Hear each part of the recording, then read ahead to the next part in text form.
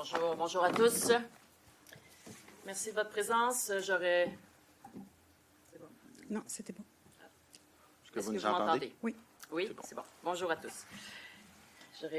J'aurais préféré vous rencontrer dans des circonstances plus réjouissantes, plus positives, mais ce n'est pas la situation dans laquelle on se trouve. Alors, merci d'être à l'écoute à tous les auditeurs. Vous savez, la guerre tarifaire déclenchée par Donald Trump, elle vient de franchir une nouvelle étape. Trump s'attaque en fait directement à notre sécurité économique. Les tarifs de 50 qui sont imposés sur une très longue liste de produits auront des conséquences très importantes sur le Québec. On parle de produits alimentaires, de produits du bois, de vêtements, de matériaux de construction, d'électronique et de bien d'autres produits, puis souvent des produits de consommation courante qu'on utilise tous les jours. Et ces nouveaux tarifs, ils touchent pas moins de 7,7 milliards de dollars d'exportations québécoises.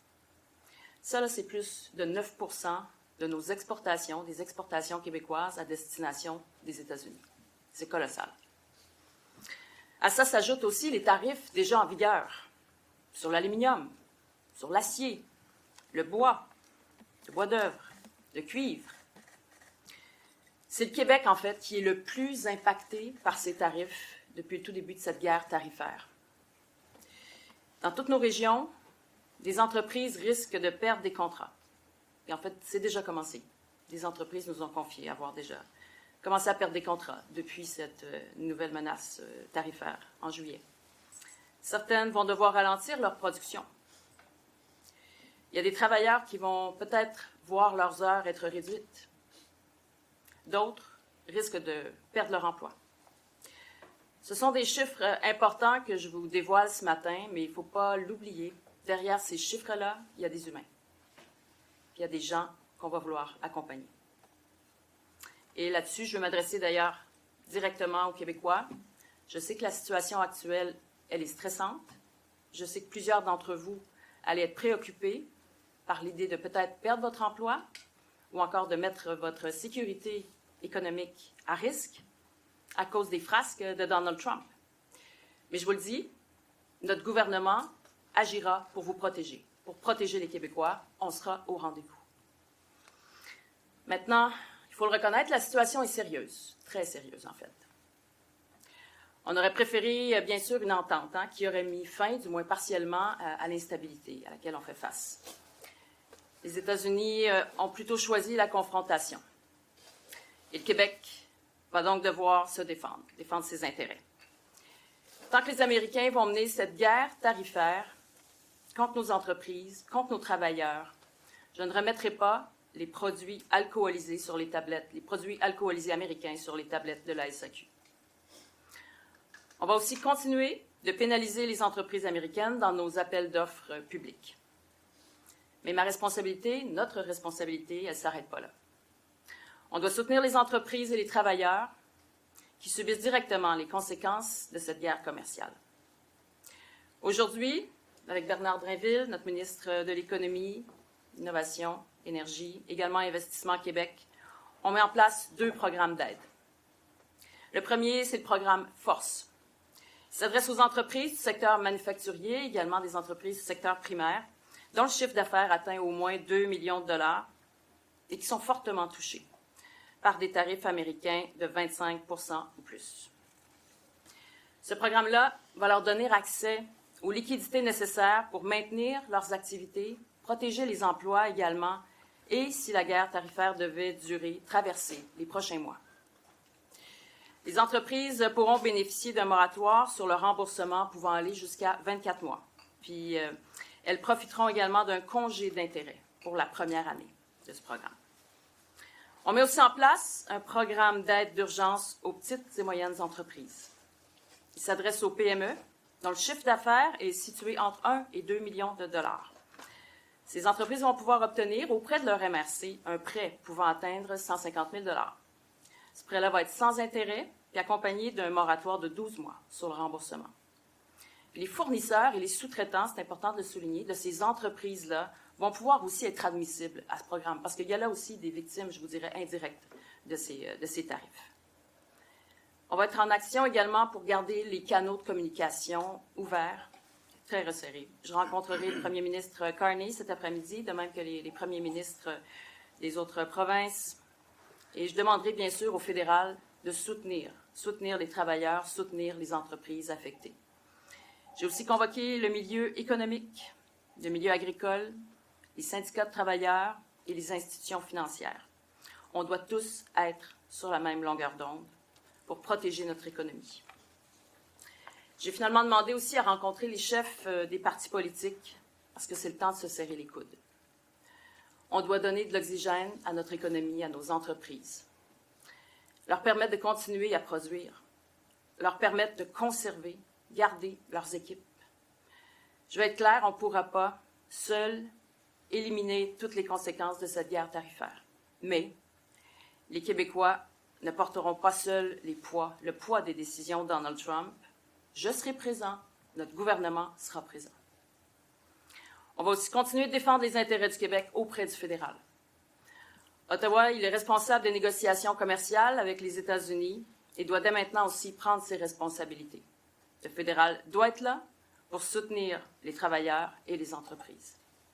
De notre côté, nous allons aussi suivre, bien sûr, la situation de manière très attentive, entreprise par entreprise, secteur par secteur, région par région. Et puis, on va ajuster notre aide si c'est nécessaire. Avant de terminer, j'invite les Québécois à se mobiliser. Se mobiliser collectivement. Puis, quand c'est possible, ça, c'est un geste concret, acheter québécois. C'est important. Acheter québécois, ce n'est pas un geste économique, c'est un geste nationaliste, c'est un geste de solidarité. Comme ça, quand on achète québécois, eh bien, on soutient nos travailleurs, nos entreprises, nos régions également. Et si chaque famille achète ne serait-ce que 25 $ de produits québécois plutôt que de produits importés à chaque semaine, eh bien, on va injecter 3 milliards de dollars en retombées économiques au Québec. Comme quoi, de petits gestes peuvent développer de grands effets, de grands impacts positifs. Le Québec, on le sait, a déjà traversé des périodes économiques difficiles. J'étais d'ailleurs ministre à l'économie quand les premières vagues tarifaires ont débuté suite à l'arrivée de Donald Trump. Chaque fois, on a tenu bon. On a tenu bon parce qu'on a agi ensemble, avec sérieux, puis avec détermination. C'est ce qu'on va faire encore une fois. Ma priorité, elle est claire, c'est de protéger notre économie, protéger nos entreprises et nos travailleurs. Puis je vais prendre tous les moyens nécessaires pour y arriver, de même qu'à mes collègues. On n'a pas choisi cette guerre commerciale-là, mais on va choisir la façon que le Québec aura d'y répondre. Et on va agir pour sortir de cette crise plus fort.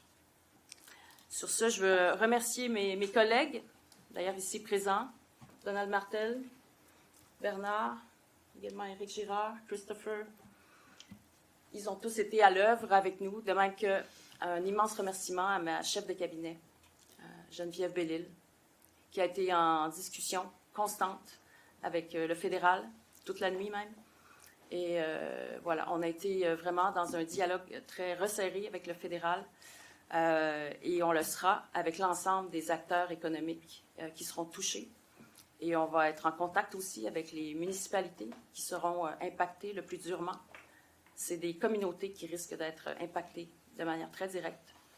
Et c'est important de garder le contact et puis d'être en phase avec ce qui se passera sur le terrain. Je nous souhaite que cette crise-là soit de la plus courte durée possible. Et je vais inviter le fédéral, bien sûr, à déployer l'ensemble des programmes qui doivent être déployés pour limiter au maximum les impacts sur le Québec. Sur ce, j'aimerais transmettre la parole à Bernard pour nous parler des programmes. Merci. Merci, Madame la Première ministre. Salutations, collègues. Écoutez, la Première ministre a très, très bien résumé les conditions des deux programmes. Donc, un programme qui est destiné davantage aux PME exportatrices, mais aux PME également qui ont des contrats avec des entreprises exportatrices. Donc, même si ce n'est pas toi qui exportes, si toi, tu fournis, par exemple, du bois ou du métal, peu importe, à une entreprise qui fabrique un produit qui, lui, est exporté, bien, tu es touché autant que l'entreprise exportatrice. Donc, avec le premier programme, celui qui va être géré par les MRC, on va aider nos PME 1 à 2 millions de dollars de chiffre d'affaires, donc des prêts moratoires sur le remboursement du capital, des prêts avec un taux d'intérêt très avantageux ou même pas de taux d'intérêt à payer au départ. Et je dois vous dire qu'on va pouvoir commencer à prendre les demandes des entreprises dès la semaine prochaine.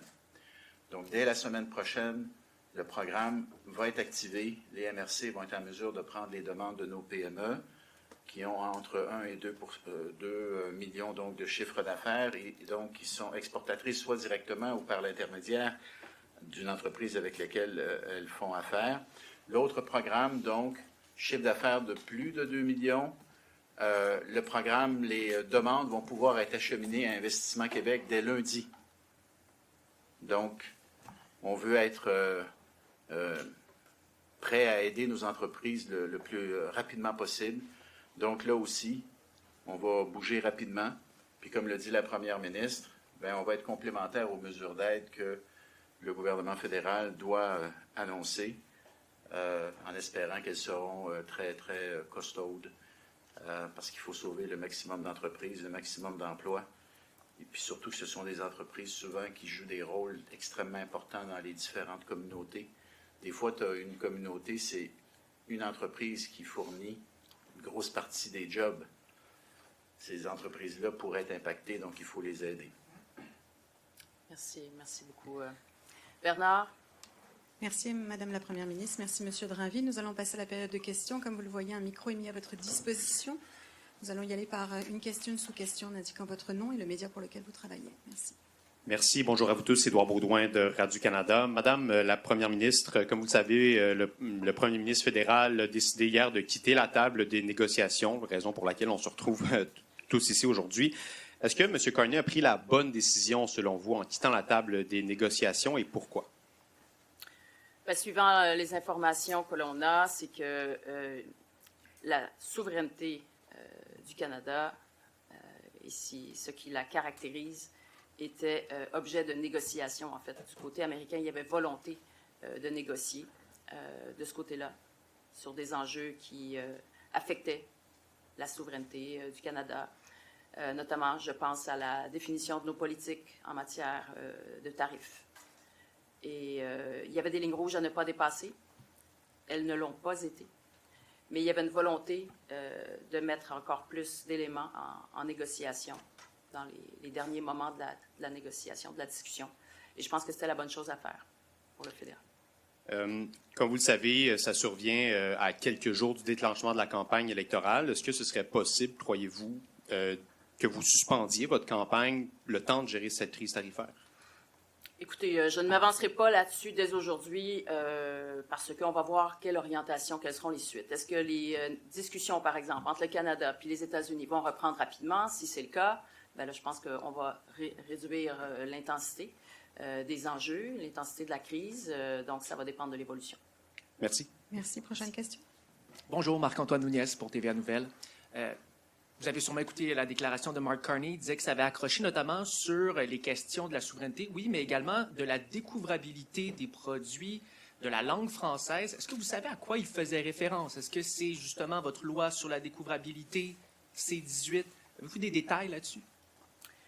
En fait, effectivement, ça semble être la loi qui a été adoptée sur la découvrabilité, puis également des éléments en lien avec la Charte de la langue française. Par exemple, la présence du français sur des appareils de consommation, soit des appareils électroniques, par exemple, ou des électroménagers, ou encore la disponibilité de guides d'emploi, modes d'emploi en français.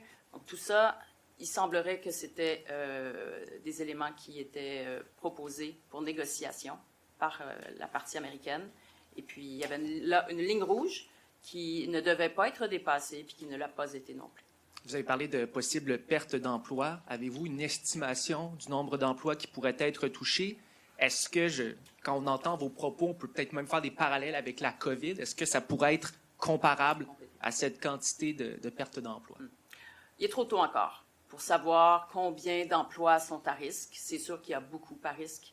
Tout va dépendre, bien sûr, de la durée de l'application de ces tarifs. Ça va être déterminant pour connaître l'ampleur des impacts, mais j'aimerais que le ministre des Finances nous partage sa lecture sur la suite des choses.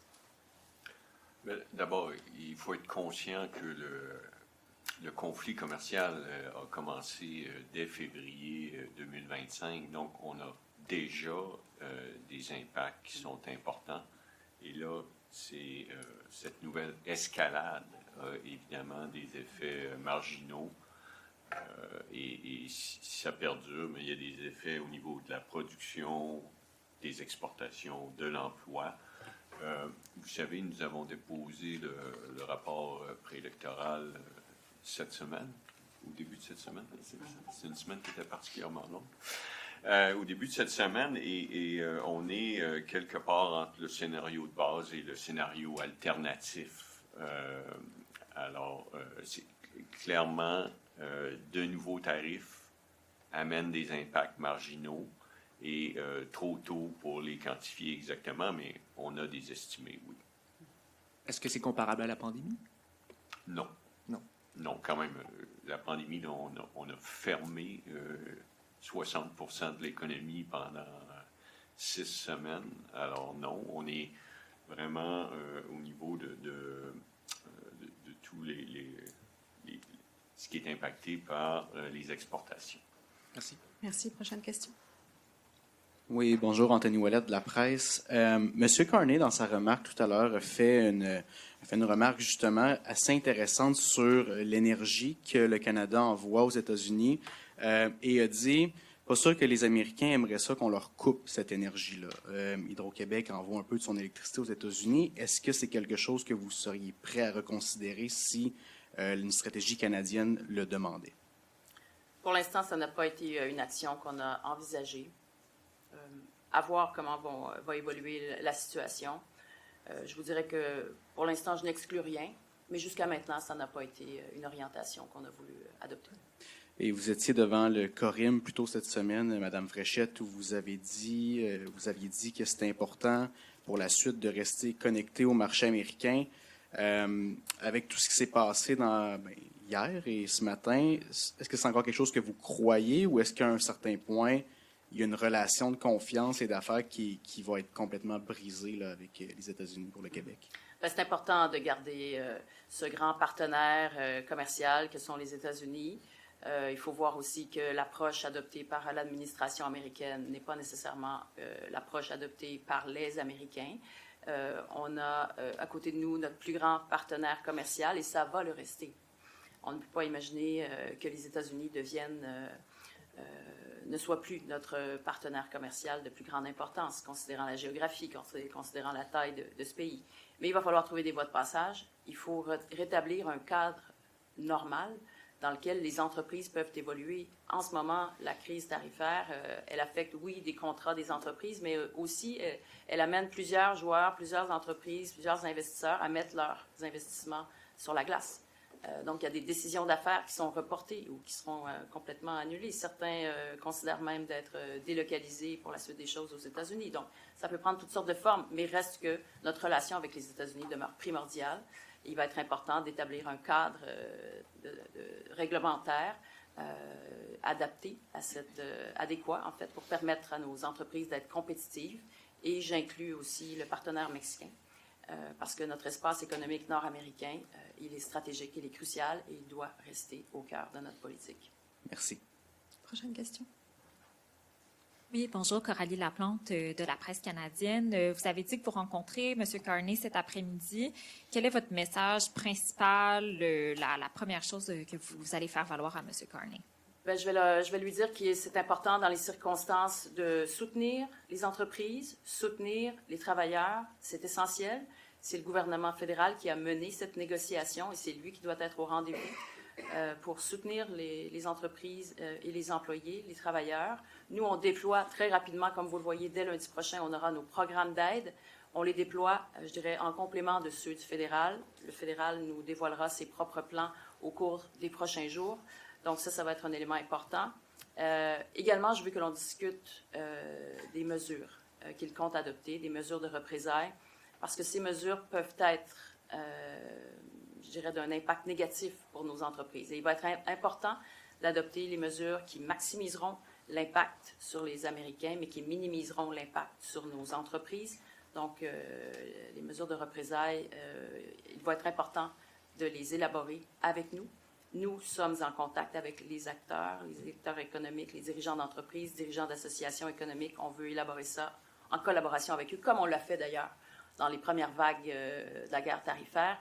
On a toujours été en contact. Je l'ai été dès les premiers jours suite à l'arrivée de Donald Trump, avant même qu'il n'arrive à la Maison-Blanche.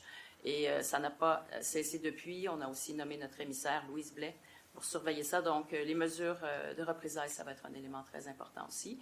Et voir quelles sont les perspectives aussi pour la suite des choses. Quelle stratégie pense-t-il adopter? Et est-ce qu'il y a une lueur pour penser que des négociations reprendraient rapidement? Puis vous avez mentionné lors de la conférence de presse qu'il y a des communautés entières qui vont être touchées au Québec. Quelle communauté en particulier vous vous attendez à ce qu'elle soit touchée le plus fortement par ces droits de douane? Je ne m'avancerai pas sur des noms de communautés ou des régions, mais n'en demeure pas moins qu'il y a des municipalités qui sont mono-industrielles. Donc, s'il s'avère que soit une industrie en particulier soit durement affectée, plusieurs municipalités seront impactées.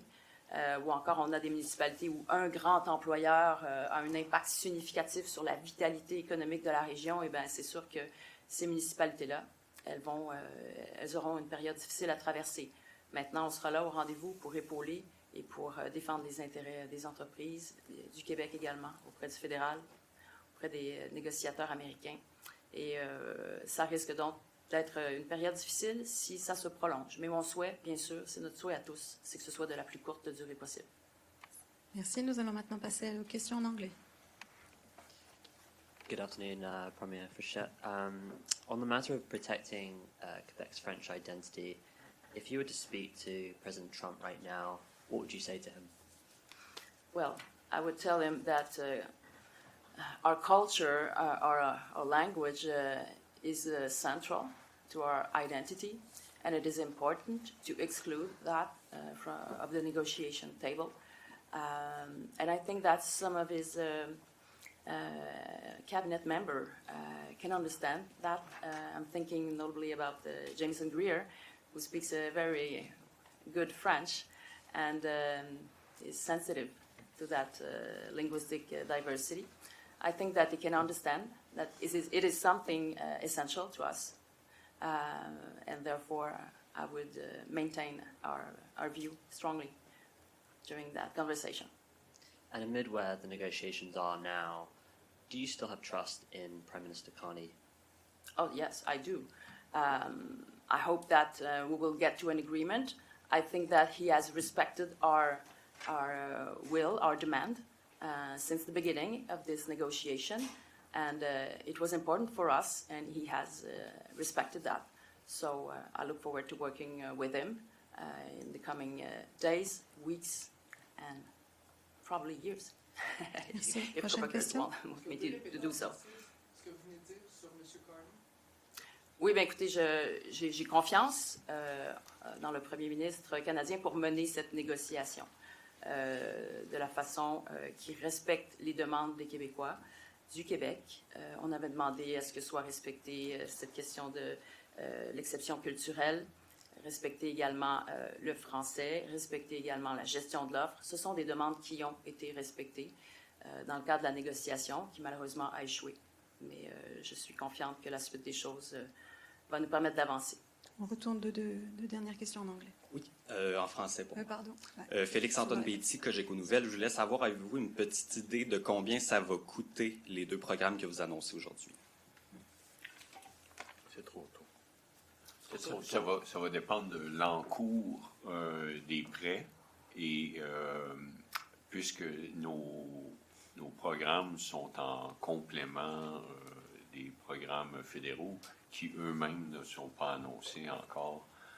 C'est un peu tôt pour dire ça, mais certainement nous avons les crédits nécessaires pour octroyer ces prêts-là et si la demande était très forte, parce que la situation perdure, il faudra amener des crédits additionnels, par exemple, à la mise à jour économique de l'automne.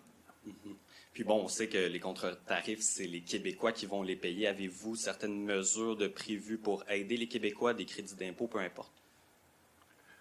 Je pense que la principale mesure, là, c'est l'assurance emploi. Hein? C'est le véhicule qui a été utilisé durant la COVID, et on sait qu'en bonifiant les prestations, il y a moyen de maintenir des emplois, maintenir des emplois en entreprise.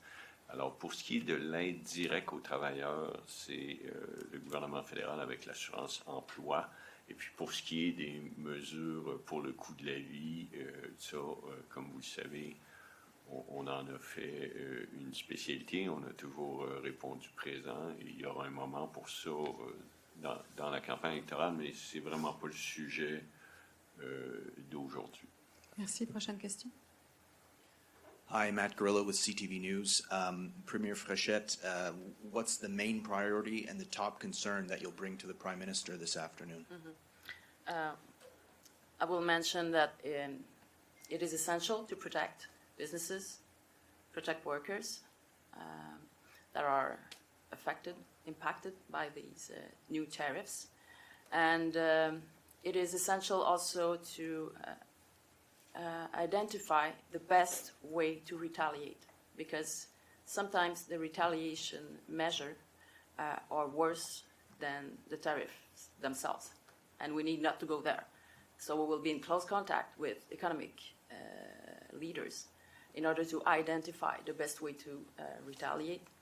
And also I will invite them to adopt all measures possible to buy products from business in Quebec, to buy products from Canadian